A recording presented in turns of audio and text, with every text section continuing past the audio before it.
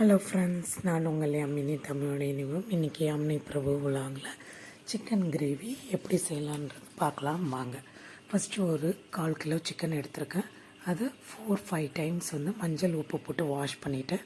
அது மேரினேட் பண்ணுறதுக்கு 1/4 table spoon உப்பு, 1 டேபிள் ஸ்பூன் மிளகாய்த்தூள், 1/2 டேபிள் ஸ்பூன் இஞ்சி பூண்டு விழுது, 1 டேபிள் ஸ்பூன் உப்பு சேர்த்து நல்லா மேரினேட் பண்ணி 1/2 hour ஊற விட்டதை ஒரு குக்கரில் சேர்த்து தண்ணி முழுகிற அளவுக்கு ஊற்றி ஒரு 4 விசில் விட்டு எடுத்து இறக்கி வச்சுட்டாங்க.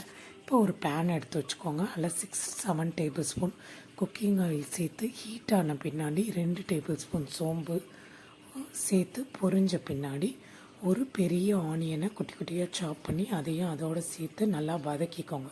ஒரு 2 மினிட்ஸ் வதங்கின பின்னாடி அதுக்கு தேவையான அளவு உப்பு, 1 டேபிள் ஸ்பூன் உப்பு போட்டு வதக்கி விட்டுருங்க. அதுக்கப்புறம் ஒரு மீடியம் சைஸ் தக்காளி ஒன்று அதை குட்டி குட்டியாக சாப் பண்ணி அந்த ஆனியனோடு சேர்த்து ஒரு 1 மினிட் நல்லா வதக்கிக்கோங்க. ரெண்டும் சேர்ந்து வதங்கி வந்த பின்னாடி 1 டேபிள் ஸ்பூன் இஞ்சி பூண்டு விழுது சேர்த்து அதையும் நல்லா வதக்கிக்கோங்க. எல்லாம் 3மே நல்லா வதங்கி வந்த பின்னாடி நம்ம ஒரு 10-15 கறிவேப்பிலை சேர்த்துக்கோங்க.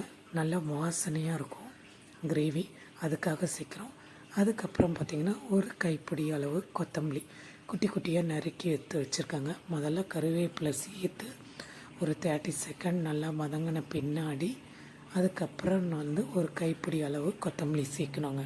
சேர்த்து அதுவும் ஒரு 30 செகண்ட் நல்லா வதங்கின பின்னாடி நம்ம 2 பச்சை மிளகாவை உடச்சி விட்டு சேர்த்துக்கிறாங்க.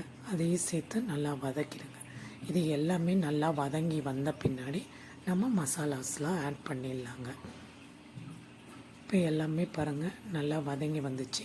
இந்த ஸ்டேஜில் தனி மிளகாய்த்தூள் 2 டேபிள் ஸ்பூன், தனியாத்தூள் 1.5 table spoon, garam masala 1/4 table spoon சேர்த்து ஒரு 30 செகண்ட் வதக்கி விட்டுருங்க. அடி பிடிக்காமல் இருக்கும். வதங்கின பின்னாடி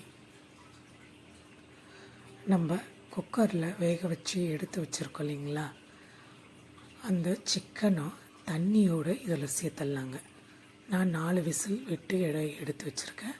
இப்போ அதை இதோடு சேர்த்து நல்லா அந்த தக்காளி, வெங்காயம், இஞ்சி பூண்டு விழுந்து, மசாலா, பச்சை மிளகாய் எல்லாமே இதில் மிக்ஸ் ஆகணும். அப்படியே ஊற்றிட்டு விடக்கூடாது. ஊற்றிட்டு நல்லா கரண்டி வச்சு ஃபுல்லாக மிக்ஸ் பண்ணி விடுங்க. மிக்ஸ் பண்ணிவிட்டு ஒரு தட்டி போட்டு மூடி வச்சு ஒரு 5 மினிட்ஸ் கொதிக்க விடுங்க.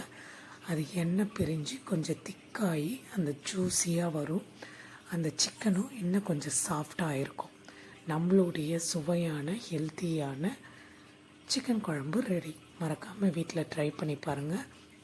இந்த வீடியோ உங்களுக்கு பிடிச்சிருந்தா உங்கள் ஃப்ரெண்ட்ஸ் அண்ட் ஃபேமிலிக்கு ஷேர் பண்ணுங்கள். Bye friends.